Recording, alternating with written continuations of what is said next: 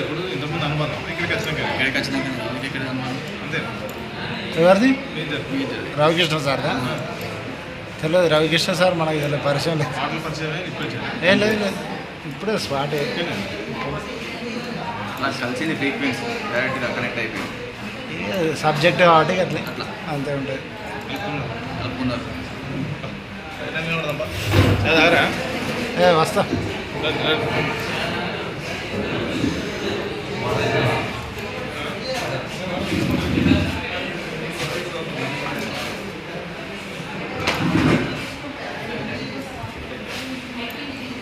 నన్ను తీస్తలేరు.